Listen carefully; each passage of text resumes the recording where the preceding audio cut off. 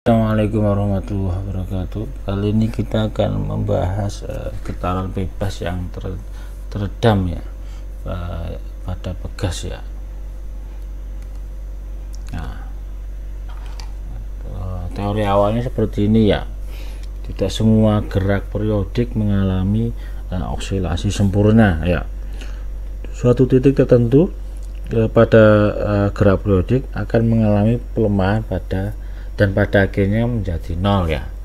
Gerakan seperti ini disebut sebagai gerakan harmonik teredam ya.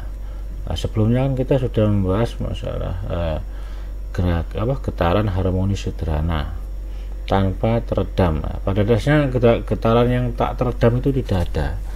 Nah, semua getaran pasti akan berhenti dengan sendirinya. Nah, karena mungkin ada gesekan dengan udara ataupun ada hal lainnya ya. Jadi nggak ada getaran yang tidak teredam itu. Ada meskipun kecil dan lama-lama akan berhenti dengan sendirinya. Nah, setelah ini kita bahas getaran harmonik yang teredam atau getaran yang sebenarnya ya. Nah, ini getaran harmonik teredam. Nah, bila energi mekanik bergerak osilasi, maka osilasi berkurang terhadap waktu, sehingga gerak dikatakan teredam. Pada semua gerak osilasi yang sebenarnya, energi mekanik terdisipasi karena adanya suatu gaya gesekan, entah itu gesekan dengan fluida cair maupun fluida gas ya.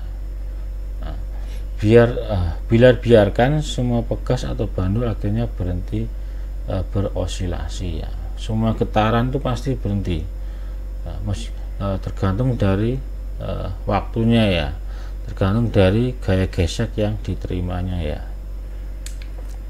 Ini teori selanjutnya. Ketika sistem yang bergetar melalui bergerak, sistem tersebut bergetar dengan frekuensi alaminya ya. Bagaimanapun sistem bisa memiliki gaya eksternal yang bekerja pada sistem tersebut, terus mempunyai frekuensi sendiri ya. Berarti sistem itu mendapat getaran yang dipaksakan. Artinya seperti ini, bila ada benda bergetar, bergetar kan ada gaya dari luar, dia akan mempunyai frekuensi alami ya. Terus ketika getaran itu bergesekan dengan kondisi luar, entah itu digesekan dengan udara ataupun fluida, terus akhirnya berhenti karena adanya getaran atau frekuensi pribadi dari sistem itu sendiri ya. Jadi sistem mempunyai frekuensi alami dan frekuensi pribadi lah kesannya ya.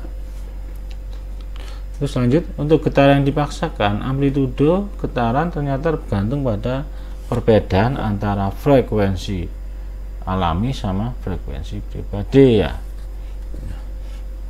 Seperti ini ya, untuk F sama dengan F0, frekuensi alami sama dengan frekuensi pribadinya ya.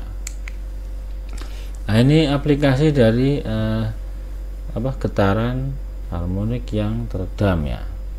Pegas mobil dan peredam kejut yang memberikan peredaman sehingga mobil tidak akan terlambung ke atas dan ke bawah. Nah, coba kita bayangkan kalau mobil nggak punya sistem peredaman seperti ini, ketika ada jalan yang berlubang ataupun posisi tidur, mobil akan terpental ke atas maupun ke bawah ya. Jadi sangat berbahaya, maka diperlukan untuk sistem peredam getaran seperti shock breaker ini ya. Ini bagian dari shock breaker maupun absorber ya. Bedanya absorber sama shock breaker, kalau shock breaker itu shock berarti yang meredam kejutan ya, jadi langsung berhenti. Sedangkan absorber itu menyerap dari getaran ya, jadi penyerapannya lebih halus daripada shock breaker ya. Biasanya kalau di sepeda motor, absorber dipasang di bagian roda depan ya, sedangkan untuk shock breaker di belakang. Kenapa? Kalau di depan kan kalau di depan dikasih shock breaker maka getarannya terlalu besar ya, jadi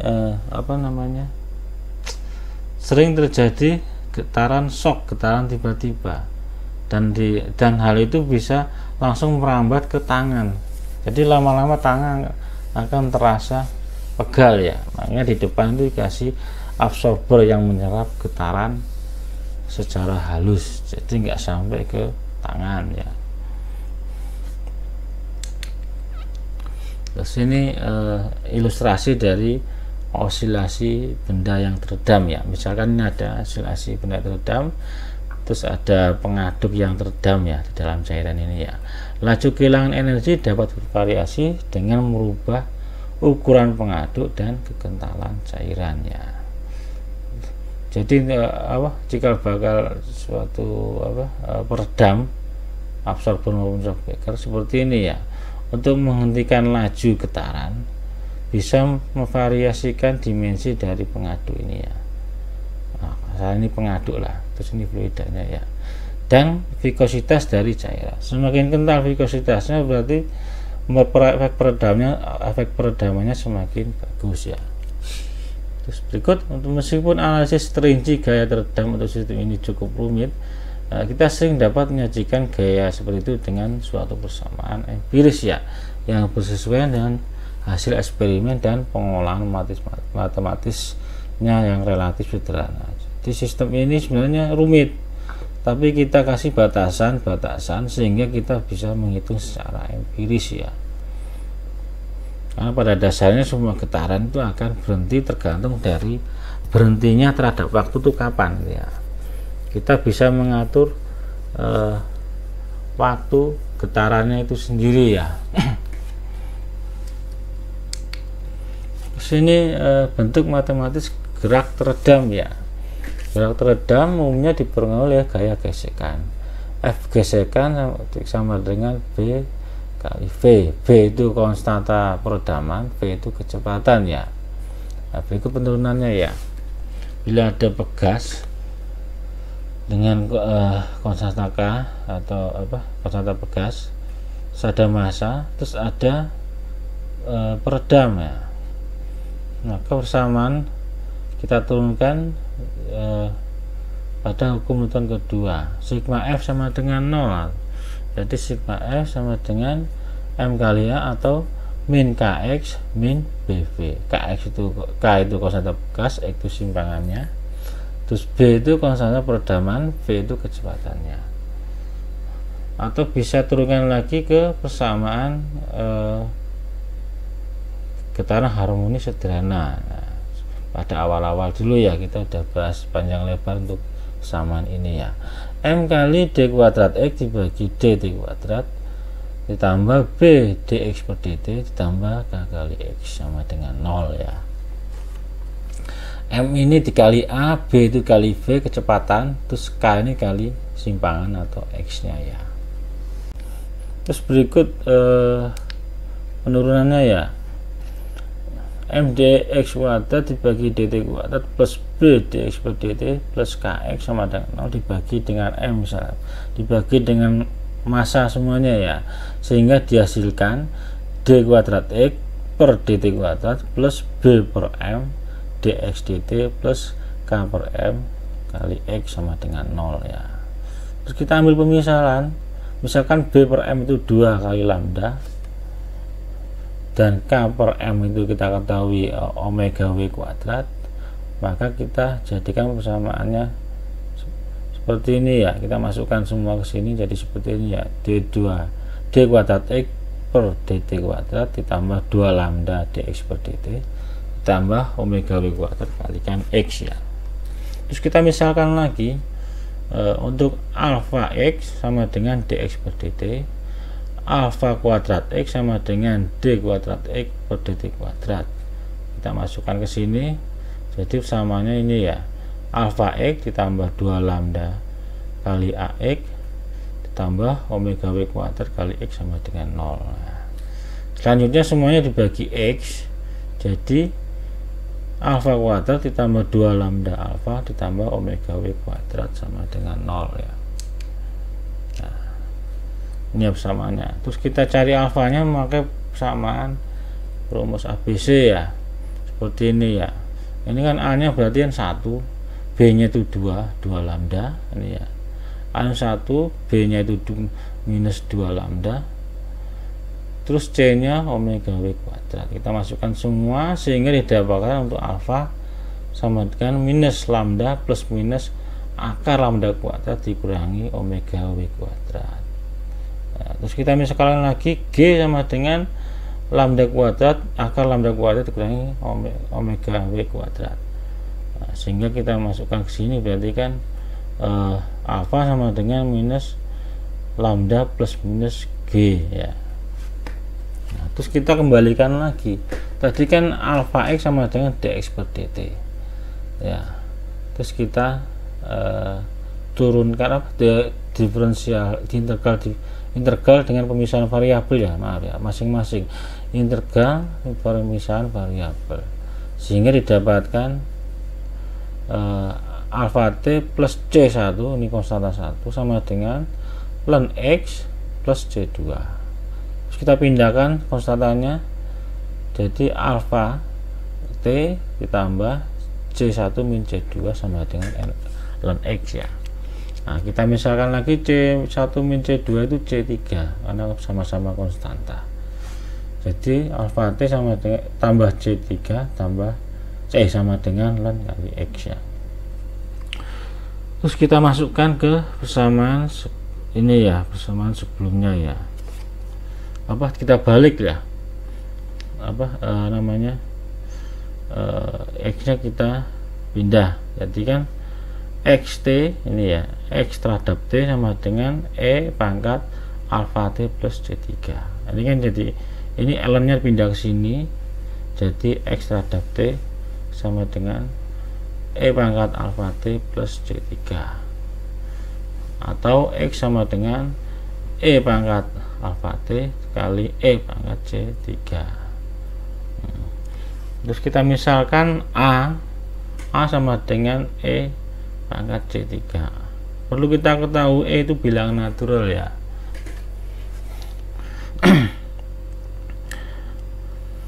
Terus XT sama dengan A kali E pangkat alfa T. A nya A ya, ini kita ubah jadi A. Yang ini ya jadi konstanta ya. Sekarang alfa tadi ini ya min lambda plus minus G, maka XT sama dengan A kali E pangkat minus lambda plus minus G kali T ya. Maka X terhadap T sama dengan kita apa, kita pecahin lagi A kali E pangkat min lambda plus G kali T ditambah B ini sama konstanta ini ya, sama-sama konstanta ya, kita pecahkan ini tadi yang plus minus ya, jadi ditambah B E pangkat min lambda min G kali T ya. Inilah persamaan untuk persimpangan untuk getaran teredam ya. Terus kita kembalikan untuk harga alfa 1 ya. Alfa tadi 1 nanti kan plus minus ini ya, alfa sama min lambda plus minus G. Untuk alfa 1 itu berarti kan min lambda plus G, terus untuk alfa 2 min lambda min G ya. Nah, ini persamaan akhirnya untuk simpangan untuk getaran teredam ya. Nah, sebelumnya kita kan mengambil pemisalan G itu sama dengan akar lambda kuadrat min B kuadrat ya, dimana 2 lambda sama dengan B bagi M, terus lambda sama dengan B dibagi 2M ya. Kita balik ke sini ya, sedangkan untuk omega W kuadrat sama dengan K dibagi M ya. Sekarang alfa 1 sama dengan min lambda plus G dan alfa 2 sama dengan min lambda min G, maka kita masukkan semua di sini ya. Jadi alfa 1 sama dengan min B per 2M dikurangi akar B per 2M kuadrat min K per M. Terus untuk alfa 2 nya min B per 2M ditambah akar B bagi 2M kuadrat min K per M ya. Ini min, ini plus ya. Terus sisi sisi kiri dan kanan, sisi kanan kita kalikan dengan 2M semua ya, untuk menghilangkan ininya 2M nya ya, sehingga didapatkan alfa 1 sama dengan min B min akar B kuadrat min 4MK. Alfa 2 min B plus akar B kuadrat min 4MK ya. Terus ini kita misalkan lagi sebagai Z ya, Z sama dengan akar B kuadrat min 4MK ya, sehingga didapat alfa 1 sama dengan min B min Z, alfa 2 min B plus Z ya. Terus bisa disimpulkan jika harga Z lebih besar 0, maka sistem bisa disimpulkan sebagai sistem yang teredam kuat ya, jadi bisa teredam. Nah, jika Z sama dengan 0, maka sistem dalam keadaan teredam kritis, jadi langsung teredam ya. Terus jika Z lebih kecil dari 0, maka imajiner, karena kan nggak ada akar min itu, maka dia imajiner. Hal ini membuktikan bahwa sistem teredam lemah, jadi teredamnya sangat lemah gitu ya. Nah, ini penjelasannya ya. Jika teredam kuat, Z lebih besar daripada 0. Nah, hal ini kan mempunyai dua akar persamaan ya, alfa 1 tidak sama dengan alfa 2 ya, karena kan lebih besar dari 0. Kalau kita masukkan kan ada 2 alfa, sehingga sistem teredam dengan kuat ya. Solusi umumnya seperti ini ya, kita masukkan semua ke sini jadi seperti ini ya. Kembali ke persamaan tadi, ada alfa 1 dan alfa 2 ya. Terus jika Z sama dengan 0, maka teredam kritis ya. Kalau sama dengan 0 berarti kan alfa 1 sama dengan alfa 2 ya. Kita masukkan juga sini ya, alfa 1 sama dengan alfa 2. Keadaan ini memiliki banyak manfaat kalau kritis ini untuk aplikasi dan rekayasa, seperti perancangan peredam ya, Shock-breaker maupun absorber ya. Saat B bernilai terlampau kecil, nah B ini konstanta peredaman, maka akan menimbulkan ayunan yang lama tanpa menimbulkan pengurangan yang berarti pada amplitudo. Jadi jika konstanta peredaman kecil, maka ayunannya menjadi lama, sehingga tidak mengurangi amplitudo ya, terlalu besar ya. Jika B terlalu besar, konstanta peredaman terlalu besar, maka keadaan berubah seolah dalam keadaan terimpit dan memerlukan waktu yang lama sebelum dapat kembali menggerakkan M ya. Jadi jika B nya besar berarti langsung teredam kuat ya, jadi langsung teredam kritis ya, langsung berhenti dan membutuhkan waktu yang lama untuk menggerakkan massa itu kembali ya. Untuk penyelesaian berarti karena alfa 1 sama alfa 2, jadi simpangannya X sama dengan E pangkat alfa T kali alfa kali A plus B. A plus B ini konstanta, jadi alfanya sama ya. Jika teredam lemah, Z lebih kecil daripada 0, maka ya, berarti kan ini kan imajiner, nggak ada akar imajiner itu ya. Kita masukkan semua ke sini seperti tadi, maka kan kalau lebih kecil dari 0, maka alfa 1 tidak sama dengan alfa 2 ya, sehingga didapatkan persamaan seperti ini ya. Min, kalau min berarti dibalik ke sana ya. Nah, ini akar persamaan kompleksnya ya, alfa sama dengan min B bagi 2M kali I itu imajiner kali akar K bagi M min B kuadrat dibagi 4M kuadrat ya. Inilah yang dimaksud dengan kecepatan sudut dari frekuensi pribadi untuk peredaman ya. Jadi persamaannya ini ya untuk W peredaman tadi ya. Selanjut untuk pengurangan logaritmik seperti ini. Ini maksudnya ketika ada getaran awal dengan ketinggian berapa misalkan ya, terus getaran yang kedua lebih kecil, maka bisa di logaritmikan ln Y dibagi Y1 dibagi Y2. Ini maksudnya berapa perubahan amplitudo sampai benda itu berhenti ya. Ini lanjutan pengurangan logaritmik lanjutan ya. Ln Y1 dibagi Y2. Terus untuk faktor redaman kritis, Z sama dengan lanjutan dibagi 2B, atau Z sama dengan B dibagi 2 akar km ya. Nah, ini contoh peredaman dalam kehidupan sehari-hari. Untuk peredam kuat, contohnya itu peredaman pada pintu ruang yang ber-AC ya. Itu peredamannya lama, gitu ya. Terus untuk peredaman kritis, nah ini pengereman pada kendaraan bermotor pada saat melewati posisi tidur ya.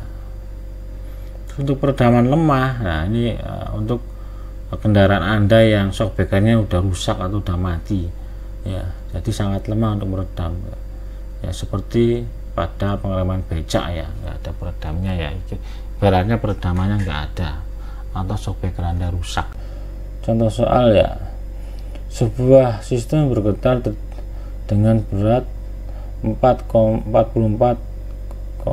Newton ya, terus pegas dengan kakuan 3504 Newton per meter ya, dipengaruhi redaman atau viskos dapat ya, sehingga dua amplitudo puncak secara berurutan yaitu 1 sampai 0,8. Jadi Y1 nya 1, Y2 nya 0,85 ya untuk amplitudonya ya, atau simpangannya ya.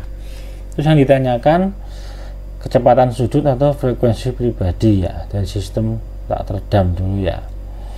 Terus yang B pengurangan logaritmik decrement. Terus yang C faktor redamannya atau damping rasio. Terus yang D koefisien redamannya berapa. Terus yang terakhir yang E frekuensi pribadi yang teredam ya. Ilustrasinya seperti ini ya. Ini penyelesaiannya kita turunkan dulu semuanya ya. W 44,5 Newton, jadi masanya 44,5 dibagi kecepatan gravitasi ya, jadi untuk massa 4,54 kg ya. Untuk K konstanta pegas sama 3504 Newton per meter. Untuk simpangan atau amplitudo 1 amplitudo 2 0,85. Terus ini ditanyakan ya. Terus kita hitung yang pertama untuk kecepatan sudut atau frekuensi pribadi yang tak teredam ya, akar K bagi M, sehingga didapatkan kecepatan sudutnya 27,79 radian per second ya. Ini radian per second, maaf ya. Terus untuk lanjutan pakai persamaan tadi ya, logaritmik itu ya, ln Y1 dibagi Y2, berarti ln 1 dibagi 0,85, sehingga didapatkan untuk lanjutannya 0,163 ya. Terus kita masukkan untuk mencari Z atau faktor redaman. Z sama dengan lanjutan dibagi 2pi, jadi 0,163 dibagi 2pi, sehingga didapatkan 0,026 untuk lanjutannya ya. Terus yang keempat kita cari redaman ya, koefisien redaman. Nah, kita ketahui Z atau faktor redaman B dibagi 2 kali akar km ya, sehingga didapatkan B sama dengan Z kali 2 kali akar K kali M. Kita masukkan nilainya, didapatkan untuk B, harga B koefisien redaman 6,55 Newton second per meter ya.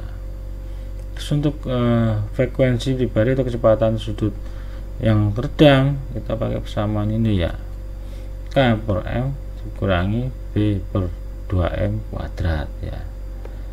Kalau tadi kan 4M kuadrat, jadi kita turunkan jadi seperti ini ya, kita masukkan dikuadratkan langsung lah. Kalau tadi kan B kuadrat dibagi 4M kuadrat sama aja sebenarnya sih ya. Terus kita masukkan, jadi dapatkan untuk frekuensi pribadi atau kecepatan sudut yang teredam sama dengan 27,78 radian per second ya. Sekian dari saya, kalau ada pertanyaan silahkan. Wassalamualaikum warahmatullahi wabarakatuh.